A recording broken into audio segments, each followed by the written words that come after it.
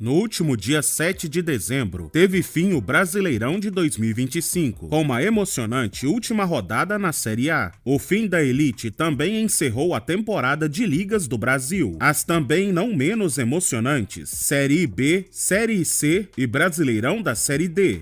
Muito bem, você está no Tradições FC e hoje eu quero te explicar detalhadamente como foram todos os 24 acessos e quedas das 4 divisões brasileiras.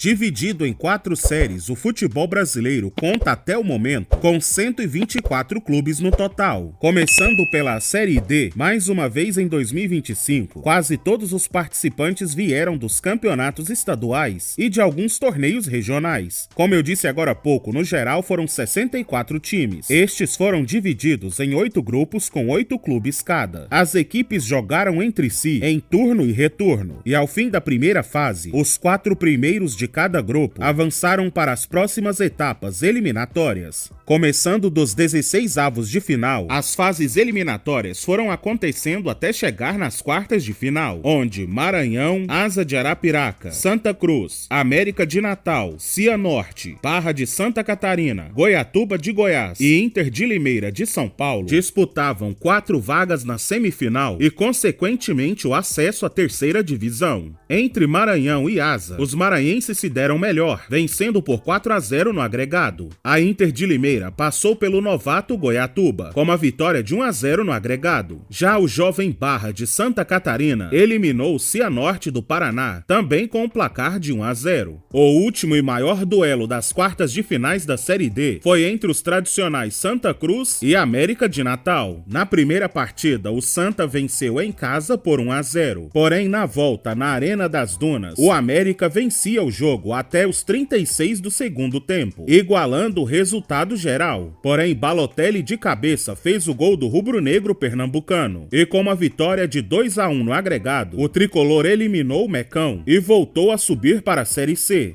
Agora uma SAF, o Santa Cruz volta à terceira divisão de 2026, após ficar sem divisão em 2024 e passar mais de 5 anos sem jogar a terceirona. Pois bem, junto com o Santinha subiram Inter de Limeira, Maranhão e o Barra de Santa Catarina. Por falar em Barra, este modesto clube de Balneário Camboriú tem apenas 12 anos de existência. O Pescador nunca sequer venceu o campeonato catarinense, e 2025 foi apenas a sua segunda participação na Série D. Mas o Barra já começou com moral. Na semifinal nacional, eles eliminaram a Inter de Limeira. E na decisão, os catarinenses venceram o Santa Cruz em plena Arena Pernambuco. Por isso, no jogo da volta, um simples 0-0 em casa deu ao Barra o primeiro título de sua história, o de campeão brasileiro da Série D de 2025. A partir de agora, as próximas 3 divisões contam com 20 clubes cada uma. A diferença principal está aqui na terceira divisão, onde existe apenas um turno de pontos corridos. 19 jogos são disputados, onde todos os times se enfrentam. As definições de mando de campo seguem de acordo com o ranking de cada clube na CBF. Entre todos os times deste ano, vale citar a presença da dupla de Campinas, Guarani e Ponte Preta, que caíram juntos da Série B de 2024. Ao todo, foram 3 confrontos, duelos em que a Ponte Preta saiu invicta diante do Bugre. Voltando ao regulamento da terceira divisão, após esta primeira fase de pontos corridos, os 8 melhores classificados avançam para a segunda etapa, enquanto os 4 piores são rebaixados para a Série D. Em 2025, o 17º e primeiro rebaixado foi o CSA, um clube que vive um momento dramático em sua história. Um exemplo foi esta edição da terceira divisão. Os alagoanos tinham menos de 1% de chance de queda, porque além de perder o seu último jogo contra o Brusque, outros 3 resultados teriam que acontecer para que o azulão fosse rebaixado. Pois bem, no último jogo da primeira fase, os alagoanos perderam em Santa Catarina, e por incrível que pareça, todos os outros resultados aconteceram, e o CSA acabou descendo. Junto com os alagoanos, caíram também o ABC do Rio Grande do Norte em 18º, o Retrô de Pernambuco em 19º, e na lanterna da competição caiu a Tombense de Minas Gerais. Enquanto isso, na parte de cima da da tabela, os 8 classificados para a segunda fase da Série C foram divididos em 2 novos grupos de 4 times. Esta nova fase contou com jogos ida e volta. Os 2 melhores de cada grupo conquistaram o acesso à Série B, sendo que o primeiro colocado de cada chave também se classificaria para a final do torneio. Como você observou, em um dos grupos ficaram os rivais de Campinas, e por aqui eles se enfrentaram mais 2 vezes na competição. Na primeira rodada da segunda fase, o Guarani perdeu da Ponte em casa por 1-0. Já na sexta e última rodada, a Ponte voltou a derrotar o Guarani, desta vez em casa. Vitória esta que garantiu a alvinegra na decisão e impediu o acesso do Bugre à Série B. Realmente este foi um péssimo ano para o sofrido Guarani, mas a veterana, que não tem nada a ver com o sofrimento dos rivais, chegou à decisão com moral, onde enfrentou e venceu Londrina por 2-0. A Série C de 2025 foi o primeiro título importante da história da alvinegra. Em 125 anos, a Ponte Preta nunca havia conquistado um título nacional ou qualquer outro título importante. Junto com a Ponte campeã, subiram também o vice Londrina, o Náutico de Pernambuco, que retorna à Série B após 3 anos, e na quarta posição São Bernardo, que depois de bater tanto na trave, finalmente irá disputar a sua primeira Série B. E por falar em Série B, não é novidade que a segunda divisão brasileira tem sido extremamente equilibrada nos últimos anos. Em 2025 não foi diferente. Pois bem, ao fim das 38 rodadas da Série B deste ano, a pontuação entre o 4º e o 7º lugar teve uma diferença de apenas 2 pontos, mostrando o equilíbrio da competição. O campeão da segundona desta vez foi o Coritiba, que conquista o seu 3º título e se torna o maior campeão da Série B. Agora uma SAF. O Coxa caiu ainda em 2023. Em 2024 fez uma péssima Série B de meio de tabela. E este ano também começou de forma irregular. Porém, durante o campeonato, o Coxa engrenou e está de volta à elite. Na segunda posição, subiu o seu arquirrival Atlético Paranaense. O Furacão havia sofrido uma queda inesperada na Série A de 2024. Tão inesperada que o rubro-negro começou a Série B de 2025 de forma irreconhecível. O até então principal candidato ao título e ao acesso deste ano fez um primeiro turno tenebroso. Nas 19 primeiras rodadas, o Atlético estava apenas na 11ª posição, com 25 pontos somados. O segundo turno atleticano deveria ser praticamente perfeito. E não é que o clube conseguiu. Em uma recuperação quase milagrosa, o Furacão somou 40 dos 57 pontos do retorno, conquistando em 19 jogos 12 vitórias, 4 empates e apenas 3 derrotas.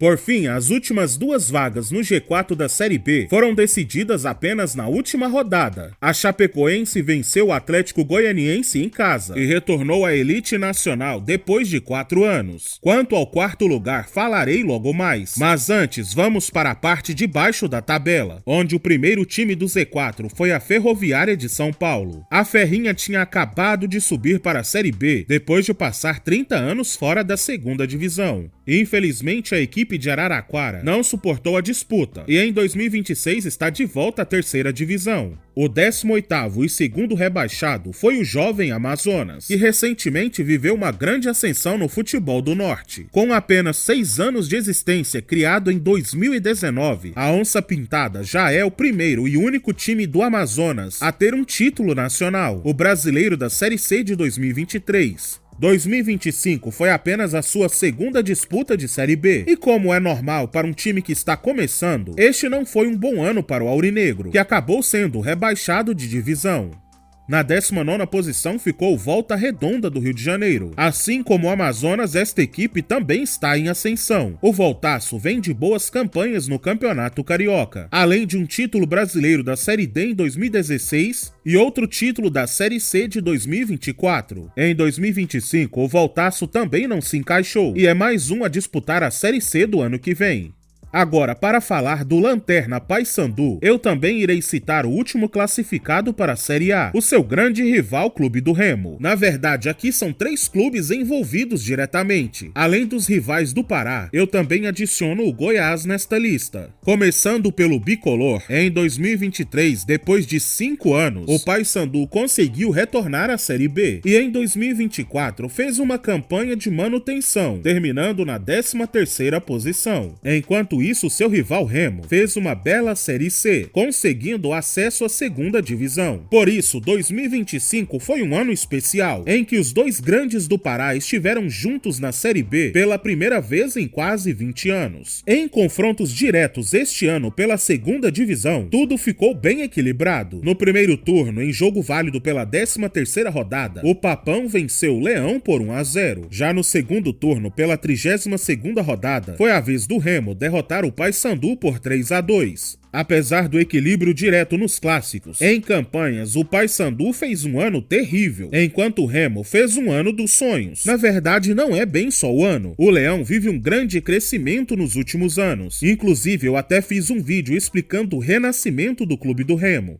Enquanto o Paysandu fez uma péssima Série B, em que em 38 jogos sofreu 20 derrotas, empatou 13 vezes e venceu somente 5 duelos, para piorar a situação bicolor, eles viram seu rival fazer história. Mesmo com algumas oscilações na Série B, o Remo sempre esteve brigando lá em cima na tabela. E com a chegada do técnico Guto Ferreira, veio o gás necessário para a reta final da competição. O tão sonhado acesso veio de forma apoteótica. Na última rodada da Série B, o Clube do Remo precisaria de uma vitória sobre o concorrente direto Goiás. Mas além de vencer, o Leão também dependia de outros 2 jogos. A Chape deveria perder o seu jogo para o Atlético Goianiense, ou o Criciúma deveria perder para o Cuiabá. Tudo parecia muito difícil, e ficou ainda pior quando o Goiás abriu o placar dentro do Mangueirão, quase que colocando fim ao sonho remista. Porém, o clube paraense se recuperou, virou o jogo para 3-1 e venceu o confronto direto contra o clube esmeraldino. Ainda dependendo de resultados dos rivais, a boa notícia veio do Mato Grosso. O Cuiabá derrotou o Criciúma pelo placar mínimo de 1-0 e desta forma o Remo voltou à Série A do futebol brasileiro depois de longos 32 anos. Desde 1994 o clube não disputava a elite nacional. Agora, você lembra que eu citei o Goiás neste imbróglio todo entre os rivais do Pará? Acontece que o Goiás, nesta Série B, protagonizou uma das maiores pipocadas da história do futebol brasileiro. O Verdão do Centro-Oeste fez um primeiro turno perfeito, e ao fim das 19 primeiras rodadas, o clube esmeraldino tinha 37 pontos e liderava a competição de forma absoluta. Em certo momento da competição, o Goiás chegou a abrir 10 pontos para o 5º colocado. Porém, o Goiás conseguiu derreter sua campanha no segundo turno. Perdeu toda a gordura acumulada na primeira etapa. O esmeraldino chegou a ficar dentro do G4 por 31 rodadas consecutivas, mas no finalzinho da competição desafinou. O segundo turno do Goiás foi tão ruim que ele só chegou na última rodada ainda com chances de acesso, graças ao seu bom primeiro turno. No fatídico jogo contra o Remo, o Goiás precisava de uma vitória simples, mas como eu disse, os goianos não suportaram a pressão e a derrota por 3-1 tirou o sonho do acesso esmeraldino.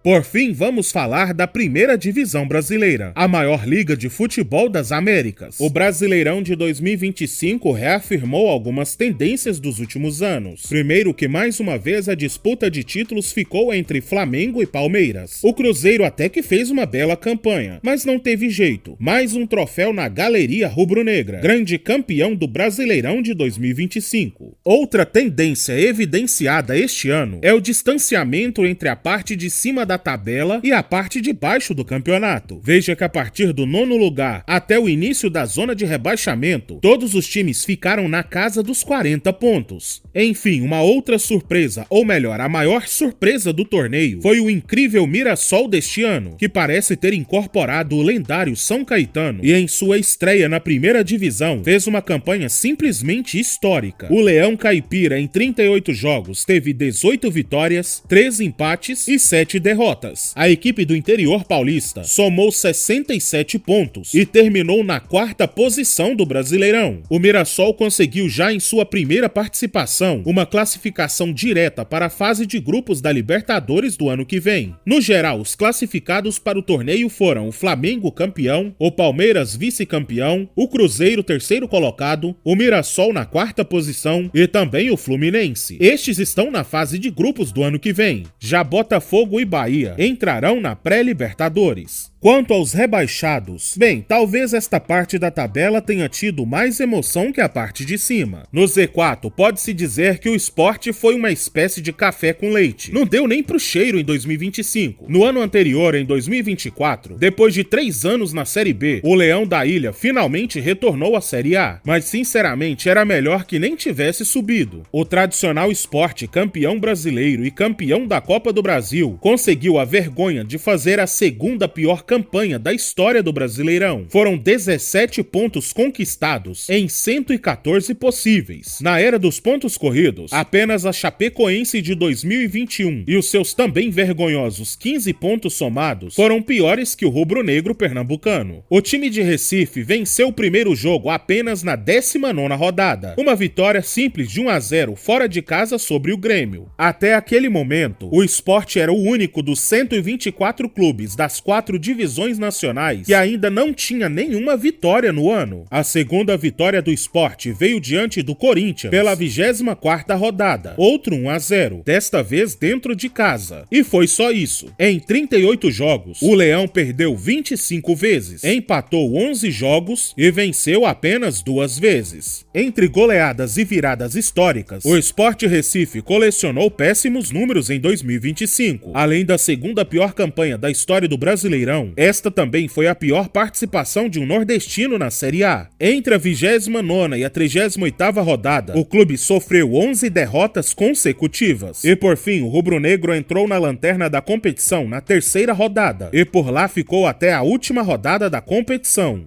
Falando do 19º e também rebaixado Juventude, em 2020 o jaconeiro conseguia retornar à Série A depois de 14 anos sem disputar a elite. Desde então, o clube vive uma fase ioiô. Em 2020 subiu para a Série A, em 21 se manteve na elite, em 2022 caiu para a Série B, em 23 subiu mais uma vez, em 24 se manteve na elite e em 2025, seguindo o roteiro, caiu mais uma vez para a 2ª divisão. Então, levando em conta o histórico, esperamos o Juventude na Série A de 2027. As 2 últimas indesejadas vagas no Z4 foram decididas na última rodada da competição. Um pouco antes, ao fim da 37ª e penúltima rodada, Santos, Ceará, Fortaleza, Vitória e Internacional ainda lutavam contra a queda. No caso do Santos, o Peixe tinha 44 pontos, 2 acima da zona. No último jogo, eles precisavam de uma vitória simples sobre o Cruzeiro em casa. Apesar do péssimo ano santista, os paulistas venceram os mineiros por 3-0, se livrando de vez de um segundo rebaixamento consecutivo. Na 15ª e 16ª posição estavam os rivais Ceará e Fortaleza, ambos com 43 pontos. Assim como no caso do Santos, os rivais do Nordeste precisavam de uma vitória simples para permanecerem na elite. Agora, os mais enrolados eram o Vitória em 17º e o Internacional em 18º. Os baianos precisavam vencer o seu jogo e também torcer contra Fortaleza e Ceará. Já o Colorado também precisava de uma vitória e torcia para que pelo menos 2 dos concorrentes diretos não vencessem os seus jogos. O Vitória fez a sua parte, derrotando o São Paulo em casa pelo placar de 1-0, assim como o Internacional, que conseguiu derrotar o Bragantino por 3-1 no Beira-Rio. Para a felicidade dos gaúchos e baianos, o Ceará conseguiu o feito de perder em casa para uma mistura de reserva e sub-20 do Palmeiras, e foi uma derrota feia por 3-1. Já o Fortaleza até que tentou, mas não suportou o Botafogo no Rio de Janeiro e perdeu pelo placar de 4-2. As quedas das equipes cearenses foram dramáticas, isto porque o Ceará fez algo improvável. O Vozão passou todo o campeonato fora do Z4, em nenhum momento entrou na zona de rebaixamento, pelo contrário, contrário, em certos momentos o clube esteve mais próximo da pré-Libertadores do que da zona de rebaixamento, mas de forma melancólica, a equipe alvinegra caiu de rendimento na reta final e, ao perder para o Palmeiras, entrou pela primeira vez na zona de rebaixamento e de forma definitiva, rebaixada na última rodada da Série A. Não menos dolorosa foi a queda do Fortaleza. O tricolor, bem diferente dos últimos anos em que fez grandes temporadas, em 2025 teve um ano turbulento. O clube entrou na zona de rebaixamento ainda na 11ª rodada e por lá ficou afundado 27 jogos, ou seja, todo o campeonato. Apesar da recuperação na reta final do Brasileirão, o Leão não conseguiu. Este rebaixamento interrompe a melhor década da história do Fortaleza. Eu só fico aqui imaginando como deve estar sendo o fim de ano dos torcedores do estado do Ceará. Então, pessoal, eu trouxe aqui de forma detalhada todos os acessos e quedas dos campeonatos brasileiros deste ano. Se eu esqueci alguma informação, por favor, deixa aí nos comentários. Galera, assista outro vídeo meu, eu tenho certeza que você vai gostar de algum. E como eu falo, deixe o seu hype para o vídeo ser divulgado e se inscreva no canal para receber as próximas notificações.